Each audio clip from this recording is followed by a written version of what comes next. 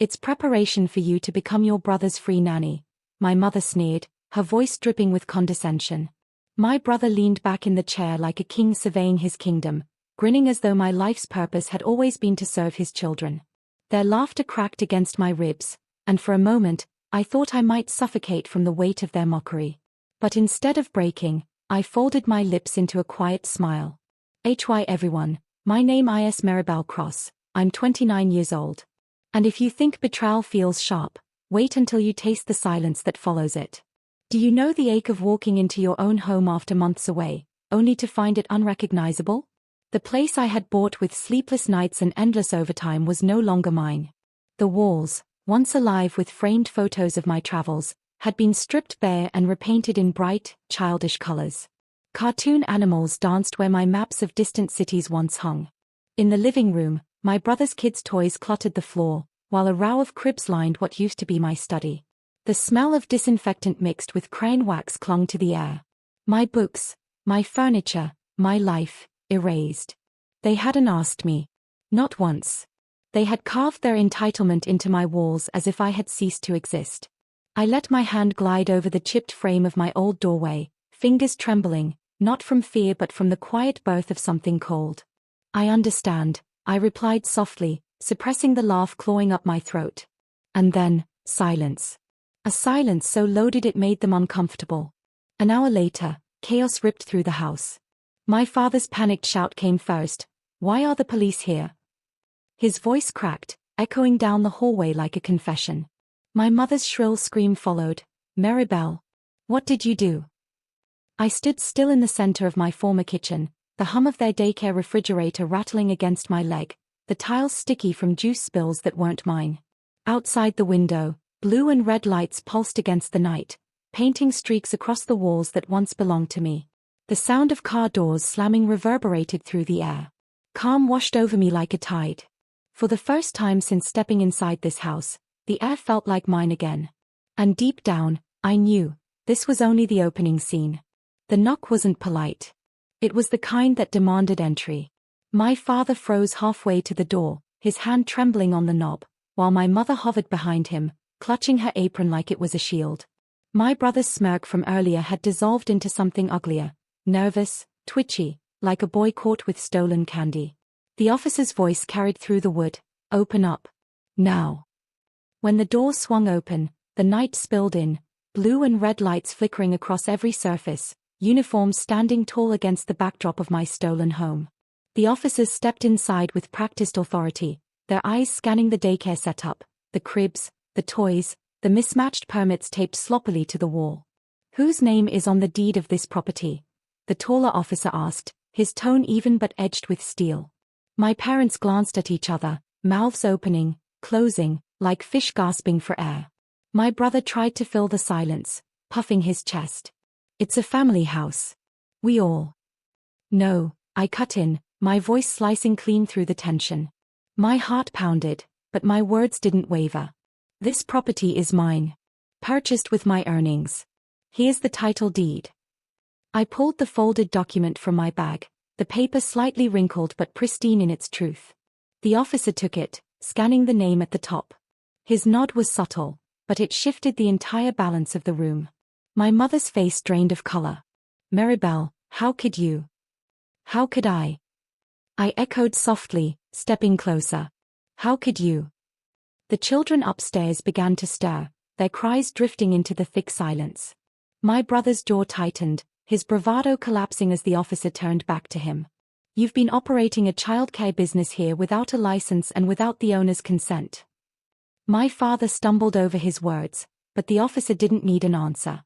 His pen scratched across his notepad, final, unrelenting.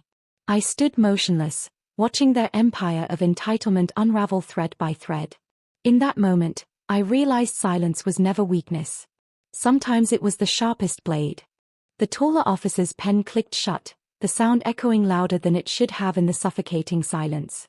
My mother clutched her apron tighter, her knuckles white, as if sheer grip could hold together everything crumbling around her. My brother lunged forward, his voice cracking. "You can't just walk in here and shut us down. This is my family's house." The officer raised a hand. Calm. Steady. Authority sharpened into steel. Sir, the deed clearly states this property belongs to Miss Maribel Cross. Without her consent, everything you've established here is unlawful. That includes operating a childcare facility without state approval. The words struck like gavel blows. I watched my brother's face flush deep red, his nostrils flaring. He glanced toward my parents, searching for backup. My father muttered, almost pleading, "It was for the children, Maribel. For your nieces and nephews. We thought you'd understand." Understand. The word twisted in my chest. My memories of years overseas flashed through me. Dusty roads, long nights caring for strangers' children, sacrifices made in silence, while they turned my sacrifice into servitude. I stepped closer, my voice low but piercing. You didn't ask. You didn't care. You wanted me as your nanny, not your daughter. The officer glanced at me, then at my parents, the disgust in his eyes hidden only by professionalism. He clipped the notepad back onto his belt. We'll be issuing citations for illegal operation. You'll also need to vacate the premises immediately. If you fail to comply, further legal action will follow. My mother gasped, a sound halfway between outrage and despair. My brother cursed under his breath, but the officer's hand hovering near his holster silenced him instantly. I remained still, rooted in the eye of their storm. The hum of the daycare fridge rattled against my leg again, its drone now sounding like a requiem. Upstairs, the children's cries grew louder, confused, unsettled, innocent. I exhaled slowly, the kind of breath you only take when the weight pressing on your chest finally begins to lift. And for the first time, I saw it, the cracks in their control widening, ready to shatter. The flashing lights outside had already gathered attention. Neighbors stood in the dark, arms crossed, whispering behind cupped hands. A few recorded on their phones, the glow of screens capturing every crack in my family's perfect image. My mother hissed at me through clenched teeth, "Look what you've done. Everyone's watching. You've humiliated us." Her words didn't sting, they liberated. For years, I had been the quiet shadow, the dutiful daughter, the easy one to overlook. Tonight, the shadow was stepping into the light, and they couldn't bear the glare. The officer gestured toward the front door. "We'll need everyone outside while we process this." His tone wasn't cruel, but it left no room for negotiation. My brother stormed out first, his phone glued to his ear. "I'll fix this," he barked, though his trembling hand betrayed him. My father shuffled after him, muttering prayers under his breath. My mother lingered, shooting daggers at me with her eyes, until the officer's sharp nod forced her to follow. I walked out last. The cool night air brushed my skin like a cleansing tide. Blue and red lights painted the street, reflecting off windows, off curious stares. For once, I didn't shrink beneath them. A neighbor's voice rose above the murmurs. "Isn't that Maribel's house? I thought she owned it." The officer's reply carried clearly, intentional or not. "She does. She's the rightful owner." The weight of truth hung in the air, undeniable. My parents' faces stiffened, their facade crumbling under the scrutiny of the crowd. My brother's children, clutching their grandmother's skirt, looked on with wide, confused eyes. I met my mother's gaze, calm, steady. "You told me it was preparation. But the truth is, you wanted me caged here, raising children that aren't mine, while my life dissolved." Her lips trembled, but no words came. The officers began taping a notice to the front door, bold letters, impossible to ignore. "Cease and desist." The neighbors kept whispering, the world watching. And for the first time, my parents were the ones standing small in the middle of the street. The notice on the door glided under the porch light like a scarlet letter. My brother tried ripping it down, but the officer's sharp command, "Leave it," froze him mid-motion. His shoulders stiffened, his pride collapsing with every neighbor's watchful eye. My mother tugged at his arm, whispering frantically, "Don't make it worse. Not here." But it was too late. The damage wasn't just legal, it was public. I stood a few steps away, the night breeze curling around me. For years, I had been invisible in this family. Tonight, I wasn't just seen. I was undeniable. The officer handed me a copy of the report, his tone respectful. "Miss Cross, you'll want to keep this. It documents your ownership rights and their violations." The paper was light in my hands, yet it felt heavier than gold. Proof. Legitimacy. My voice, at last, inked into the official record. My father's voice cracked, desperate now. Maribel, think of the children. Where will they go tomorrow? They need this. I looked past him to the faces of my nieces and nephews, innocent eyes, clinging to their grandmother's skirt. My heart wavered, but only for a second. This wasn't about punishing them. It was about reclaiming what had been stolen from me. You should have thought of that before using my life as your foundation, I said quietly. My brother spat onto the pavement, glaring at me with a hatred that trembled on the edge of fear. You'll regret this. But even as he said it, I saw the truth. He wasn't threatening me. He was drowning, thrashing for control in a current he could no longer command. The officers began retreating to their cars, their presence leaving behind a silence sharper than their words. Neighbors slowly drifted back to their porches, whispers trailing like smoke. I remained where I was, my report clutched firmly, my pulse steady. The house loomed behind me, no longer theirs, no longer a playground of entitlement. For the first time, I felt it breathe again. My home. And beneath the stillness, a new thought surfaced. Justice wasn't finished. It was only unfolding. The house stood silent the next morning, its walls heavy with the remnants of chaos. The police tape still clung to the front door, swaying slightly in the breeze. My parents and brother had vanished at dawn, their departure rushed, as if fleeing from the humiliation they could no longer bear. I walked slowly through the rooms, the echo of my own footsteps unfamiliar in a place that had once been mine. The cartoon murals mocked me from the walls. Cribs sat in neat rows where my bookshelves had once lived. My brother's arrogance lingered in every misplaced toy, every sticky stain, every corner that had been claimed without my consent. But this time, I wasn't just a visitor in my own home. I was the rightful owner standing on reclaimed ground. I opened my laptop at the kitchen counter, still sticky with spilled juice, and pulled up an email I'd drafted while overseas. It was to a property lawyer, detailing every penny I had poured into this house, every record of ownership, every piece of evidence. With one click, I sent it. The weight of years of silence lifted, replaced with something steadier, resolve. As I walked outside, neighbors paused in their morning routines. Some nodded subtly in acknowledgement, others offered sympathetic half-smiles. Their gazes no longer pitted me. They respected me, or at least understood me. By afternoon, my phone buzzed. The lawyer's voice carried through the receiver, calm and deliberate. You've done the right thing, Maribel. We'll initiate proceedings for damages.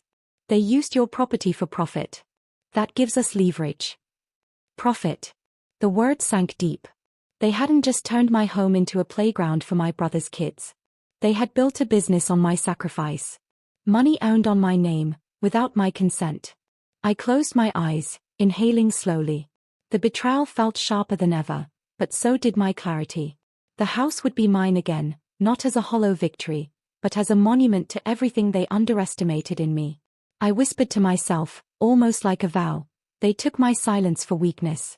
Now they'll see what silence builds. And in the distance, thunder rolled, soft, but promising.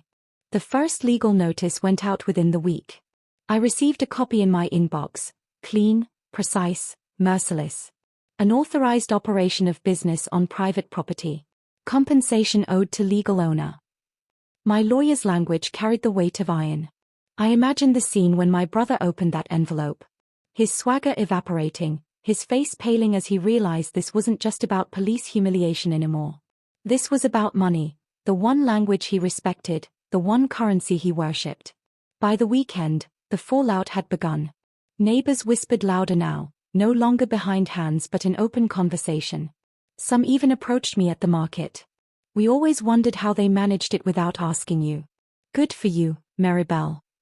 Each word was a balm, though I didn't let myself savor it. My parents, once pillars of neighborhood pride, now avoided the street. They shuffled quickly to their car, heads down, shoulders hunched, their kingdom of control turned into a spectacle of shame. My brother was louder, angrier. He stormed into the driveway one evening, fists clenched. You've ruined us. The fines, the lawyers, the reputation, it's all on you. I didn't flinch. I stood in the doorway, the cease and desist still taped behind me like a shield. No, it's on you.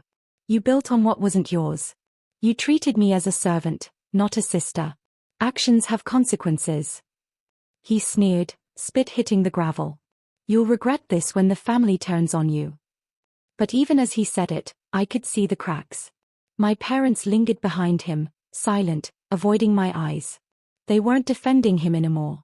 They were drowning in their own choices, realizing the tide had shifted. That night, I sat in the quiet of my home, the walls still scarred with paint I hadn't chosen. I pressed my hand against them, whispering to the house itself, "We're almost whole again." The storm outside rattled the windows. It sounded like applause, nature clapping for a truth long hidden, finally brought to light. I knew the final act wasn't about revenge. It was about reclamation. About peace. And tomorrow, they would face it. The court hearing was brief, almost anticlimactic. My lawyer spoke with measured confidence, laying out every record, every photo, every bank statement that tied my family's scheme together. My brother sat rigid, his suit wrinkled, sweat beading at his temple. My parents looked smaller than I'd ever seen them, their voices hushed, their eyes fixed on the floor. When the judge declared the ruling, damages awarded, property rights upheld, I didn't smile. I didn't cheer. I simply exhaled, a breath years in the making. Outside the courthouse, reporters lingered, their cameras capturing my brother's scowl, my parents' silence. I walked past them without a word. Silence, once my prison, was now my crown. Over the following weeks, the transformation began. The garish murals were painted over, replaced with soft tones that let light breathe into every corner. The cribs were donated to a local shelter. The toys, boxed and handed off to families in need.